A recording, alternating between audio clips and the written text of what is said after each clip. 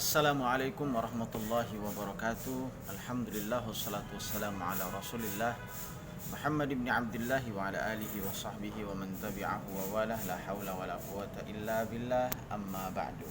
Anak-anakku semua, siswa kelas 5, mudah-mudahan dalam keadaan sehat walafiat. Pada hari Selasa ini, untuk jadwal selama pandemi, insyaallah SKI untuk kelas 5 kita akan belajar bersama-sama pada jam pertama. Dan kebetulan pada hari ini Pak Holis kurang sehat, sehingga bisa jadi waktu Pak Holis akan kita gunakan untuk SKI. Ya, baik anak-anakku semua, insya Allah pelajaran sejarah kebudayaan Islam akan belajar bersama Bapak ya. Kalaupun di kelas 4 kemarin bertemu juga dengan Bapak, maka di kelas 5 juga sama, akan ketemu dengan Bapak juga. Mudah-mudahan sejarah kebudayaan Islam menjadi pelajaran yang asyik ya. Baik, untuk semester ini kita akan sama-sama belajar 3 bab. Ya, ada 3 bab. Coba dicermati sama-sama. Sebelum kalian mendapatkan buku, insya Allah pekan depan kalian sudah memegang buku masing-masing ya. Bab pertama kita akan belajar tentang keperwiraan Rasulullah. Keperwiraan Rasulullah ini nanti akan berbicara tentang bagaimana Rasulullah Shallallahu Alaihi Wasallam menjadi seorang nabi, tapi sekaligus sebagai seorang perwira. Ya, sebagai seorang perwira. Perwira artinya gagah berani, seorang pejuang, seorang pemberani yang gagah tampil di medan perang. Jadi Nabi bukan hanya mengajak kebaikan saja, Nabi bukan hanya berdakwah saja, tapi beliau berani, tapi berani dalam kebenaran, gagah dalam kebenaran. Gak ada yang ditakuti oleh Nabi kecuali hanya Allah saja. Kalau kebenaran ya, ingat. Baik. Yang kedua, nanti kita akan belajar bab yang kedua tentang Fathu Makkah. Fathu Makkah artinya penaklukan kota Makkah.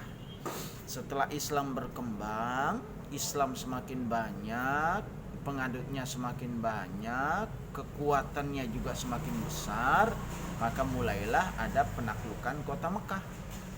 Nah, penaklukan kota Mekah itu artinya kaum muslimin datang ke Mekah untuk menguasai kota Mekah.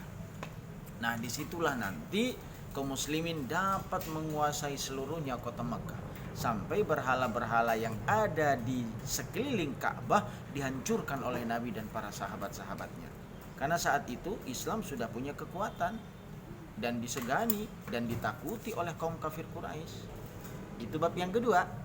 Kalau bab yang ketiga, nanti kita akan belajar juga tentang bagaimana kondisi masyarakat Madinah.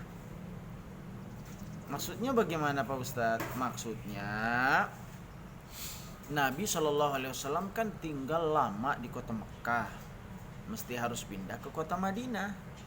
Nah, di Madinah itu nanti Nabi gak gampang hidupnya, harus proses pembinaan dulu, baru kemudian pertama-tama dibina dulu akhlaknya, akidahnya, hingga akhirnya Islam itu menjadi kuat di Madinah. Nah, tunggu ya penjelasan berikutnya satu persatu, nanti kita akan belajar sama-sama. Nah, sekarang secara singkat dalam pertemuan pertama ini kita akan membahas tentang keperwiraan Rasulullah. Yo, tadi Ustadz sudah sampaikan di awal, keperwiraan berarti ada satu kata yang populer dalam kalimat itu, dalam kata itu, yaitu perwira. Perwira itu artinya gagah, berani. Perwira itu artinya apa? Gagah, berani. Gagah dan berani. Nah, keperwiraan itu berarti keberanian. Rasulullah SAW sangat berani. Ya, terlebih ketika Nabi SAW melawan kebatilan. Nabi gak akan pandang siapapun. Kalau itu kebatilan, maka Nabi harus perbaiki. Kalau itu kesalahan mesti harus diperbaiki. Terlebih-lebih keberanian Rasulullah itu terlihat saat peperangan. Wah, Nabi Muhammad pernah perang Pak Ustadz? Iya. Bahkan Nabi Muhammad saat perang menjadi panglima perang, bukan lagi sebagai seorang nabi yang kemudian berdakwah. Jadi ada posisi-posisi penting Nabi Muhammad. Wah, ternyata ada peperangan ya Pak Ustadz. Iya. Dulu Islam itu disebarkan itu nggak segampang. Sekarang hari ini kan kalian sudah gampang sholat, sudah gampang ngaji, sudah gampang. Tapi malesnya nggak ketulungan. Kalau dulu mereka harus cari ilmu, harus pelan-pelan, takut diketahui oleh orang-orang kafir Quraisy. Bahkan kalau mereka ketahuan, diketahui menimba ilmu dan belajar ilmu serta memeluk agama Islam, maka nyawa jadi taruhannya. Yo, sekarang kita bersyukur ya, Islam sudah ada, kita tinggal menikmatinya. Ya, kita nggak dibunuh, kita nggak diintimidasi, kita nggak dicegat di perjalanan kalau ngaji. Ada anak-anak sekalian, siswa-siswa sekalian, kalau berangkat dari rumah pergi ngaji, kemudian ada yang mencegat sambil mengayunkan pisau, lalu kemudian mendodongkan pistol, jangan ngaji, kalau ngaji saya tembak. Ada apa enggak? Alhamdulillah. Nah, anak-anakku sekalian dirahmati Allah Subhanahu wa taala, kegagahan dan keberanian Nabi Muhammad itu bisa dilihat dalam beberapa peperangan-peperangan yang dilalui oleh Nabi Muhammad SAW. Langsung Nabi Muhammad memimpin peperangan itu. Nah, dalam beberapa sejarah disebutkan hampir Nabi Muhammad SAW itu langsung memimpin peperangan itu sebanyak 27 kali. Hah? 27 kali? Iya. Langsung dipimpin oleh Nabi Muhammad. Luar biasa ya Nabi Muhammad ya, pemberaninya. Masya Allah. Harus menjadi teladan buat kita semua. Jadi peperangan yang diikuti Nabi sebanyak 27 kali itu disebut Ghazwah. Apa anakku? Ghazwah. Iya. Ghazwah artinya peperangan yang diikuti Rasulullah Shallallahu Alaihi Wasallam. Ternyata ada peperangan juga yang tidak diikuti oleh Nabi Shallallahu Alaihi Wasallam. Bahkan itu jauh lebih banyak jumlahnya, hampir 38 kali. Peperangan yang tidak diikuti oleh Nabi disebut dengan nama Sariyah. Awas, jangan ketukar ya. Sariyah, peperangan yang tidak diikuti oleh Nabi, jumlahnya hampir 38 kali, sedangkan Ghazwah adalah peperangan yang diikuti oleh Nabi Shallallahu Alaihi Wasallam minimal paling tidak jumlahnya hampir 27 kali. Coba kita lihat ya, ada beberapa peperangan-peperangan yang dilalui oleh Nabi Shallallahu Alaihi Wasallam. Cukup banyak memang Bapak dan Ustadz akan sebutkan, tapi mudah-mudahan ada 4 atau 3 yang kalian nanti bisa hafal. Apa itu? 1, ada yang disebut dengan Perang Badar atau Perang Badar Kubra. Yang kedua, nanti kita juga akan belajar tentang Perang Uhud. Bagaimana keperwiraan Nabi dalam Perang Uhud. Ada juga yang ketiga, perang yang dilalui oleh Nabi SAW itu Perang Ghatafan atau Ghatafan. Oke. Yang keempat, ada peperangan yang dilalui oleh Nabi namanya Perang Khandaq. Dan ada juga yang lain, perang yang dilalui oleh Nabi namanya Perang Khaybar. Perang Khaybar. Perang Mu'tah, Perang Hunain, dan ada juga Perang Tabuk. Dan hafal ya, paling tidak Perang Badar, Perang Uhud, Perang Khaybar, Perang Ghatafan, Perang Mu'tah, Perang Hunain, dan Perang Tabuk. Walaupun bukan jumlahnya 27, tapi paling tidak ada beberapa peperangan-peperangan besar yang akan dilalui oleh Nabi Muhammad SAW. Dan itu peperangan-peperangan besar yang kami sebutkan sebagai contohnya saja. Hari ini kita akan belajar cuma satu saja peperangan, Perang Badar. Baru lanjutnya nanti kita akan berbicara, berkisah, menceritakan tentang bagaimana kejadian-kejadian perang-perang besar yang lainnya. Simak baik-baik ya. Mau dengerin cerita nggak dari Ustadz? Iya, duduknya yang manis. Jangan sambil makan, jangan sambil jalan, nanti pelajarannya nggak masuk. Ya baik, kita dengarkan ya. Pertama, perang Badar. Apa itu perang Badar, Pak Ustadz? Setelah Nabi Muhammad SAW itu pindah dari Mekah ke Madinah, waktu itu jumlah kaum muslimin masih sedikit sayang, belum banyak. Sehingga ketika berada di Mekah khususnya, Allah memerintahkan Nabi Muhammad untuk tidak melawan mereka dalam berperang karena jumlahnya masih sedikit, masih dalam proses dakwah, pelan-pelan, harus bersabar. Nah, setelah pindah ke Madinah, ya, tahun pertama Hijriah, tahun kedua Hijriah, baru pada tahun kedua Hijriah pemeluk kaum muslimin itu semakin banyak jumlahnya sayang. Ya, tidak terkecuali dari bangsa-bangsa Yahudi juga. Mereka yang mayoritas tinggal di daerah itu juga ada juga yang memeluk agama Islam. Termasuk orang-orang Nasrani juga, termasuk orang-orang Quraisy, ya. Nah, semakin banyak jumlahnya itu menimbulkan gerakan anti-Islam di kalangan orang-orang Yahudi. Ya, orang-orang Yahudi marah nih melihat jumlah kaum muslimin semakin banyak. Terlebih setelah Allah Subhanahu wa taala memerintahkan berkiblat pindah dari Baitul Maqdis menuju Ka'bah. Dulu awalnya orang kalau beribadah itu ke Baitul Maqdis di Palestina. Tapi ketika Islam sudah berkembang, maka Allah turunkan perintah untuk pindah arah kiblatnya, bukan lagi ke Baitul Maqdis, tapi arahnya menuju Ka'bah. Nah, anak-anakku sekalian dirahmati Allah Subhanahu wa taala, apa yang kemudian terjadi akhirnya? Nah, beliau akhirnya membuat perjanjian dengan mereka, dengan orang-orang Yahudi itu. Orang-orang Yahudi di Madinah, dan ini untuk meredam kemarahan Yahudi juga sebenarnya. Dan itu sebenarnya adalah satu rahasia dakwah Nabi Muhammad SAW. Jadi ada beberapa isinya. Intinya adalah orang Yahudi dan orang Islam hidup berdampingan sebagai suatu bangsa. Jadi satu bangsa, kalau sudah satu bangsa berarti nggak boleh bermusuhan karena sama-sama satu bangsa. Urusan agama silahkan beribadah masing-masing. Jadi masing-masing bebas menjalankan ibadahnya sesuai yang diyakini oleh masing-masing. Kalau begitu kan jadi aman negara kita, ya kan? Islam melakukan ibadahnya silakan, orang Yahudi, orang Nasrani jangan melarang. Orang Nasrani ibadah ya biarkan saja selama tidak selama tidak mengganggu agama orang lain.